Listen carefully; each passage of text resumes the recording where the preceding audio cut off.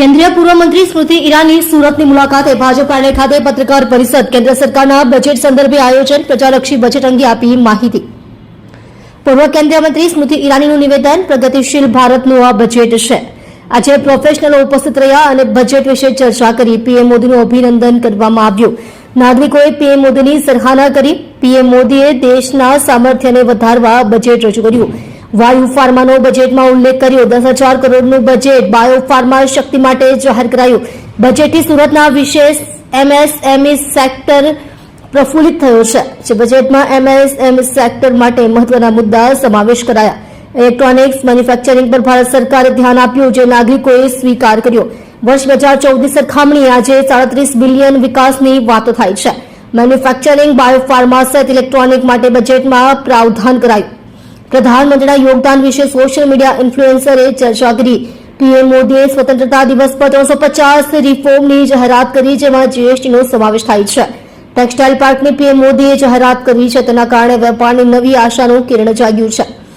સંકલ્પિત સરકાર અને કર્તવ્ય માર્ગથી વિકસિત ભારતના સંકલ્પને સાકાર કરવાનો પ્રયાસ છે। 11 વર્ષ પહેલા પ્રધાનમંત્રી નરેન્દ્ર મોદીએ જનધન યોજના થકી દેશના લોકોને જોડવાનો વિચાર કર્યો, જેના થકી 2,000 કરોડની સેવિંગ્સ ખાતાઓમાં જમા થઈ છે। 10,000 કરોડ દેશમાં મેન્યુફેક્ચરિંગ છે, જેમાં રોજગારી વધી છે। ઇન્ફ્રાસ્ટ્રક્ચર વધવાથી ગરીબ પરિવારોને આર્થિક લાભ મળશે। સરકાર જ્યારે કોઈ આઉટલેટની જાહેરાત કરે છે, ત્યારે મધ્યમ વર્ગના લોકોને ધ્યાનમાં રાખીને કરે છે। फाइनेंस मिनिस्टर है 12 लाख 4-5 विषयों में હું વિસ્તારથી તમને જવાબ આપું, તમને વાંધો ના આવે। 10,000 કરોડની જે બાયોફાર્મા સેક્ટરની ઘોષણા થઈ છે, આપણા દેશમાં આજે 10,500 મેન્યુફેક્ચરિંગ યુનિટ્સ છે। એ મેન્યુફેક્ચરિંગ યુનિટ્સમાં આવી વ્યવસ્થા જ્યારે કરીએ તો સાધન મધ્યમ વર્ગીય પરિવારને નોકરીના વધે। સિટી ઇકોનોમિક રિજનની જ્યારે સરકારે ઘોષણા કરી 5,000 કરોડની, એમાં સિટીમાં ઇન્ફ્રાસ્ટ્રક્ચર જ્યારે વધારવાની વાત કરી, એમાં મધ્યમ વર્ગીય પરિવારોની વ્યવસ્થા થાય છે।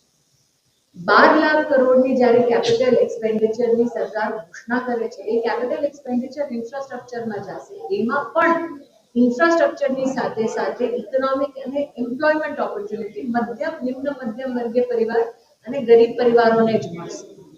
જ્યારે સરકાર ઘોષણા કરે છે કે આપણે આજે ગુજરાતની વાત કરીએ તો 990 રેલ ફ્લાયઓવર્સ અને અંડરબ્રિજ બન્યા છે 10 વર્ષમાં। એ જ્યારે બને તો એમાં પણ મેન આવર્સ લાગે છે। તો જ્યારે સરકાર કોઈ પણ આઉટલેટ ઘોષિત કરે છે, એ આઉટલેટ મધ્યમ વર્ગીય નિમ્ન મધ્યમ વર્ગીય પરિવારોના જ કામ આવે છે।